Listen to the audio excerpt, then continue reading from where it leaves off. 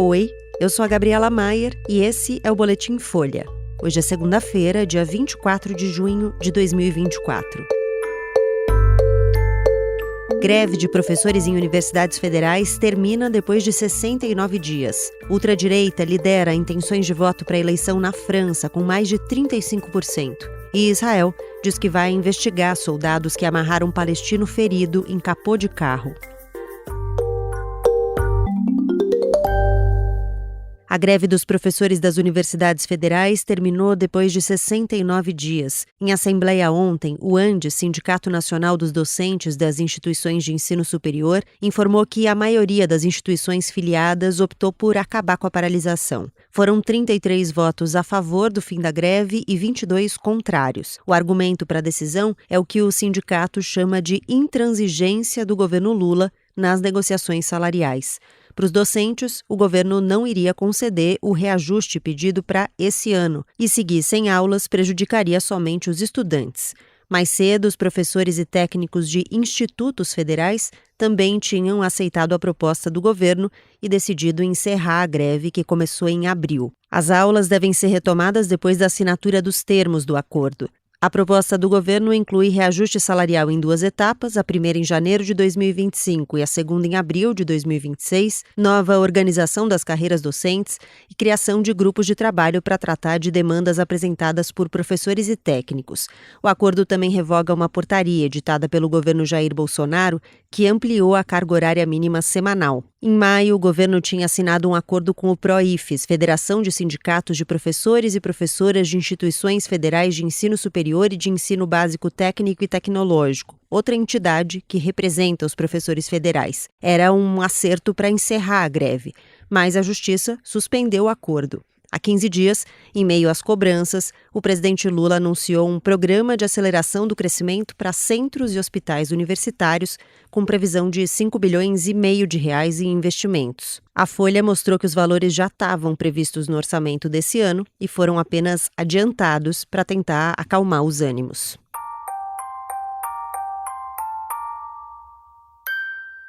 O partido de ultradireita Reunião Nacional lidera as intenções de voto para as eleições na França. Uma pesquisa divulgada ontem mostrou que a legenda de Marine Le Pen pode conquistar 35,5% do eleitorado. A aliança de esquerda Nova Frente Popular aparece em segundo lugar com 29,5% das intenções de voto. Em terceiro está o grupo governista de centro do presidente Emmanuel Macron, com 19,5%. Mesmo na liderança, o partido de ultradireita não deve conseguir maioria absoluta no parlamento, o que afasta a possibilidade de que o bloco eleja o novo primeiro-ministro. O nome apontado pelo grupo para esse cargo, Jordan Bardella, já diz que não vai tentar ocupar o posto se não tiver maioria na Assembleia Nacional. O levantamento foi feito pelo Instituto Ipsos, pelo jornal Le Parisien e pela Rádio France entre os dias 19 e 20 de junho. Os números mostram um cenário bastante diferente em relação ao resultado das últimas eleições legislativas em junho de 2022. Na época, a coalizão de Macron venceu com 38% dos votos. Já a ultradireita conquistou 17% do eleitorado. As eleições na França foram convocadas por Macron depois que a ultradireita venceu os governistas na eleição para o Parlamento Europeu no início desse mês. O pleito na França, marcado para o dia 30, não afeta o cargo do presidente. Macron segue no posto até o fim do mandato, em 2027, e ele já indicou que não deve renunciar, seja qual for o resultado. A possibilidade de que a ultradireita aumente o poder na França tem levado a reações da sociedade civil. Manifestações contra o partido de Le Pen levaram milhares de pessoas às ruas. O astro da seleção francesa de futebol masculino, Kylian Mbappé, pediu em uma entrevista que eleitores votem contra extremos às portas do poder. E ontem, um grupo de 170 diplomatas e ex-diplomatas publicou um apelo no jornal Le Monde, dizendo que a vitória da ultradireita enfraqueceria a França e a Europa. Eles citam o ex-presidente Jair Bolsonaro como exemplo a ser evitado. E o exército de Israel diz que vai investigar a conduta dos soldados que amarraram um homem palestino ferido ao capô de um jipe e o conduziram pelas ruas da cidade de Jenin, na Cisjordânia. As imagens viralizaram no fim de semana e causaram indignação nas redes. A autenticidade do vídeo foi confirmada pela agência de notícias Reuters. De acordo com Israel, o homem, Mujahed Azmi, foi baleado e preso durante uma operação que buscava apreender suspeitos de terrorismo no território ocupado. A nota do exército israelense diz que o homem, um suspeito, foi levado pelas Forças Armadas em cima de um veículo, violando protocolos militares.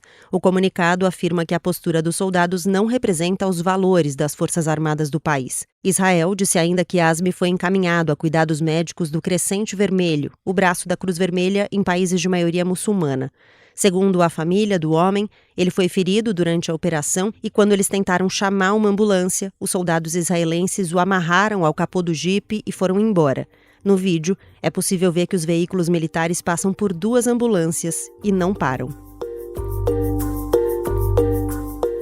Esse foi o Boletim Folha, que é publicado de segunda a sexta. A edição de som é do Rafael Conkle. Essas e outras notícias você encontra em folha.com. Até mais!